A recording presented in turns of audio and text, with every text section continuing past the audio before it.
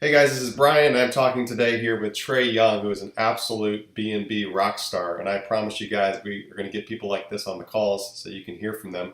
And so I just want to talk to Trey today because he is out there doing it and he's building a massive Airbnb business and one of the biggest probably in the U.S. And so I want to welcome Trey to the call. How's it going, Trey? Hey, how you doing? Yeah, Great, thank you. man. So I heard through the grapevine about you. Somebody told me I should talk to you, it sounds like you were just kicking butt on Airbnb. Can you tell me about your business? Yeah, so again, one, thank you for having me, and Sure. thank you for having me in consideration for this. Yeah, me and it started off. I was managing like two condos for a friend of mine, and I didn't know anything about Airbnb. This was like 2 years ago.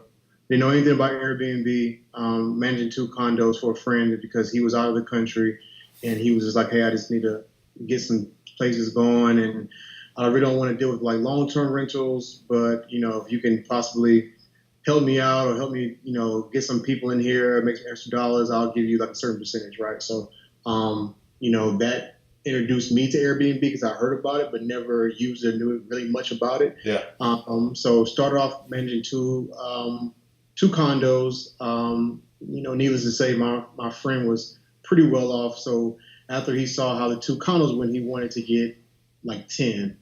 Nice. So with that and that not being my primary thing, I told him that 10 is a lot. I don't think I can manage 10 by myself.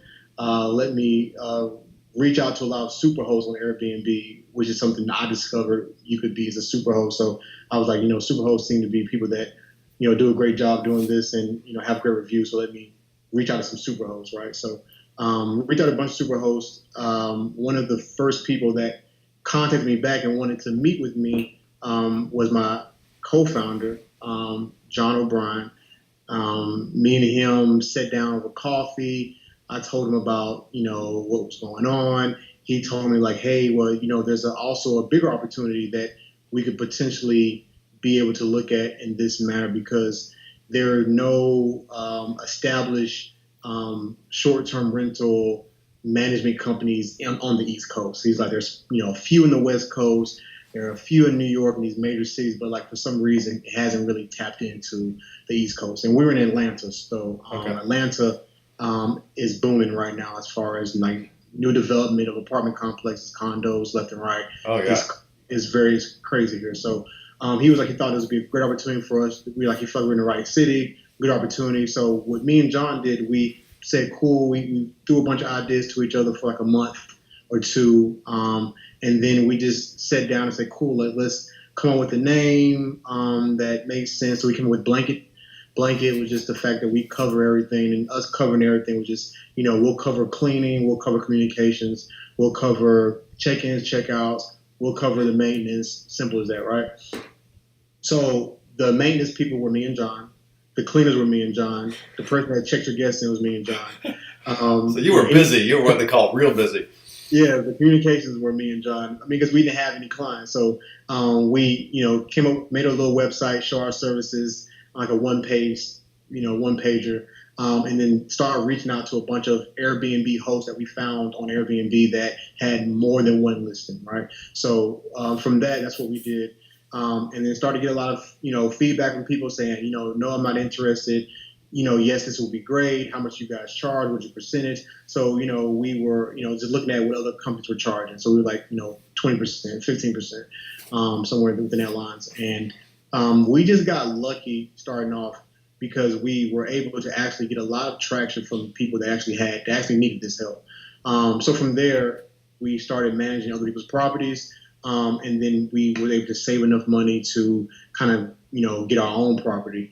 And with that, we just started ramping up with referrals, sending us to more people that actually had the same problem, that were out of town or just too busy to manage their own Airbnb, or just had a second home that they, Not using. Yeah. Yeah. right, using. So them putting on, on the market or actually trying to get a long-term tenant and have to chase them for rent. They told them about us and they're like, give this guy a try. So yeah, it's been a blessing. Like we, ramped up from. I mean, we're only like 20 months old, and we're currently at around like 40 properties in Atlanta. 5 in Nashville, 5 in Miami, and then also 6 in Louisville. So we're moving pretty fast, and a lot of that again was based on referrals, and also we had a lot of properties we ended up acquiring on our own, off our own revenue that we're bringing in. So that also helped us ramp up to get more places. But it's been a fun adventure. How many listings now do you have total? If you had to guess, I know it's changing every week. How many listings do you have right now? Let's see, what I say, around like 40 in Atlanta, 6 in Louisville, 5 in Nashville, 1. Like 60. Yeah, like close to 60. Yeah, definitely. So it's pretty cool that you have the ability to go to more than one city. A lot of people can't do that. So you have systems in place, like automated systems and people and that kind of stuff in place. Yeah, so we have a few partners that we work with, as well as we have a person in place that will go to various cities and look for opportunities where they can have conversations with certain property management companies to just kind of work out deals with us and to be able to allow us to work and operate in their operate with their community and within their community as well. Because it's not a matter of just having places. We work within a lot of we work within a lot of traditional long-term multifamily housing. So everything with us is based upon community. Like if we can't fit perfectly within that community, then it doesn't make sense. Because it makes sense for the community and the leasing officers and the property managers to know that our culture is aligned with them. So we don't want to have a bunch of partiers or people that are coming in town for 3 days and they're disturbing the neighbors on their haul. So we try to make sure we just do the best job of screening, asking like the right questions with guests coming in town. We try to gear more towards business travelers for the most part, just because we are considered a short-term corporate rental company. So we don't want to have, again, if our neighbors are disturbed with the kind of guests that come in and out of, their next door units, then we won't last in those communities. And we try to make sure we let the community know that's very important to us, because we know it's very important to them, and we appreciate them allowing us to essentially share their community, because this is kind of what we're in a shared economy, but we are more in the community sharing space, and which is something that's also very new. The idea of community sharing is the idea of being able to utilize multifamily housing, their units, and them allowing our guests to also be temporary residents to utilize their pool, utilize their gym, anything that they need that's within that building. They're allowing those guests to do so. So we have to make sure that our guests understand the values of that community. So I guess I'd like to ask you, because I'm sure everybody would want to know. Somebody looks at you and thinks, dang, dude, he's got so many listings. I don't even have one. What would you tell somebody that's like just starting out, never used it before, who wants to build a big business? They want to build a business, get multiple listings. What would you encourage them with, or whatever you could say to somebody like that? Referrals are very powerful. Very. When you get that first person that allows you, before you get your own, like before you put 100% of your money into your own listing, I would definitely say try to manage somebody else's listing that's in a attractive area like the one that you want to actually make your investment in, because you'll learn the ins and outs, and then you'll also know how attractive is this area really, right? How maybe I'm not making the kind of money that I thought I'd be making, or maybe I don't have the kind of time that I thought I would have, or maybe this is not for me. If you'll learn very fast dealing with guests that this may be something for you, it may not be something for you, because certain guests require a lot of attention, like on demand attention, and certain guests you won't hear from them at all. they'll check in just fine, they'll check out just fine, and they'll leave you an amazing review because they're used to doing things like this. So you just have to know, if this is your first time, if this is your first time at the show, I would say definitely try to reach out to managing somebody's unit first, and then learn how that process goes. Because with you managing their unit, you'll be able to see how much traction they're getting, the complaints they'll get from a guest, things that they'll, say that they wish they had, things that, they, will acquire for you to do attention-wise, time-wise, and you just get that's the best way to dive in.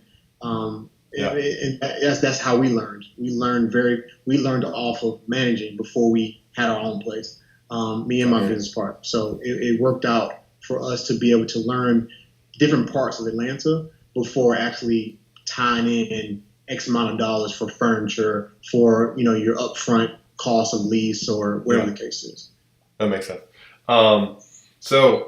Dude, you're on a tear. I mean, you're moving so quick. What does the future look like for you? What do you think you'll be a year from now? I mean, what are your goals for the business at this point? Our goals from a year from now is to be at 300 units. And the reason why, you're like, man, you're at 60, you're going to get to 300 in a year. Well, the method that we are working on right now is trying to put enough people in place to be able to go to various places across the country and have these conversations.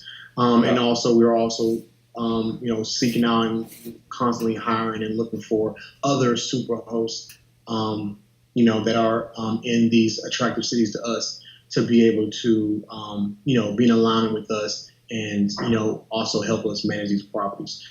So with us ramping up very fast is very important, and strategizing how to do so in a more efficient way is also important as well. So we want to, again, within the next year, we hope to be at 300 properties in a combination of owning and a combination of managing as well.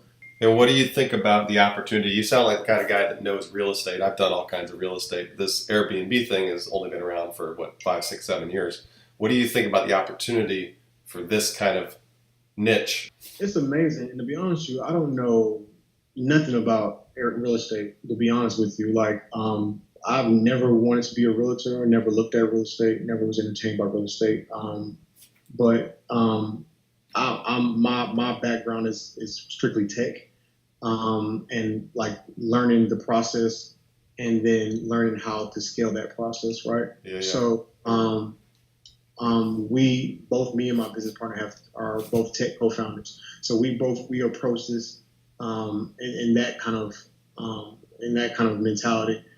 So where we see ourselves outside of just the units, again, like I tell people this all the time, this part of things is what we consider like the day and age of when hotel brands first got started. Yeah. So back in the day when you had Hilton, whenever they got started, Marriott, whenever they got started, Hyatt, whenever they got started. I mean, all these different hotel chains. Yeah. That's where we are right now. True. Your Blanket Homes of the world, your Saunders of the world, your Stay Alfreds of the world. There's a handful of others, but that's the fun part about it, it's only a handful.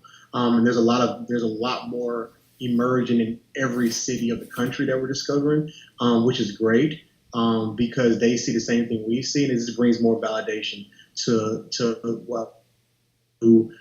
these new professional short-term managed brands, because now we're like virtual hotels, right? We're not. Of course. You can't walk in our door and go to pick out 100 units, but you can go to our website and pick various properties across the world, and that they're professionally managed. That our brand will eventually, of course, speak for itself.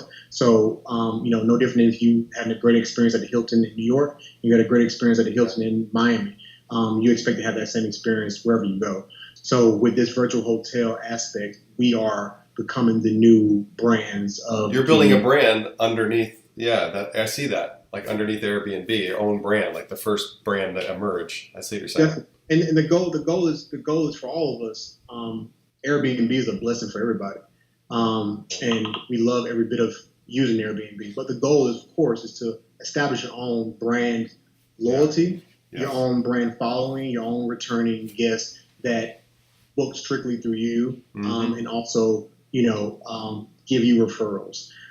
So that's the ultimate goal, I think, for every company like ours. No one wants to have to depend on any platform other than their own to gain a lot of traffic and retention. So we definitely plan on, again, scaling up pretty fast. But yeah, with 60 properties, I can let you do your. I know it's a lot of cash flow going on. So. I let you do your imagination on that, but we're working very hard. That's exciting, man. That's really, really exciting.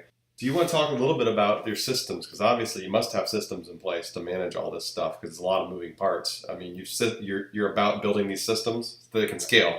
Right, how we got started, and this is to give information for those who are trying to get started. We started off using Guesty. Guesty has been an amazing helping platform for us as far as organizing multiple places, correspondence, keeping everything in sync. So I would recommend anyone that's dealing with multiple listings to use Guesty. A lot of stuff with us has been based off of spreadsheets. Wheelhouse helped us out with pricing. Use wheelhouse.com, Guesty.com. Those were our beginning go-tos. So I would suggest that with anybody else that's getting started with this. That's great because Guesty I absolutely love, and that's what I tell everybody to use is Guesty. Have you used AirDNA much? We use a lot. We use AirDNA as far as how we vet our properties in other locations to see if they're attractive or not for us to make a move on. And you're in like 4 or 5 states now, right? Are you going to other states as well? What's the next plan? Only states. We're only in 3 states right now. 3 states. Okay. Okay, so 3 states. Sorry, 4: Georgia, Kentucky, Florida, and Tennessee. So 4. Okay. Appreciate the opportunity. That's thank you so much. Yeah, man. Okay. Cool. Well, hey, Trey, I appreciate you being on the call, and I know you're going to inspire a lot of people that are just starting out, and I definitely would want to follow up with you in the future and just see where you're at. A year from now, I'm sure it's going to be exciting to see. Hopefully, yeah. So, hey, thanks for being on the call. Awesome. Thank you so much.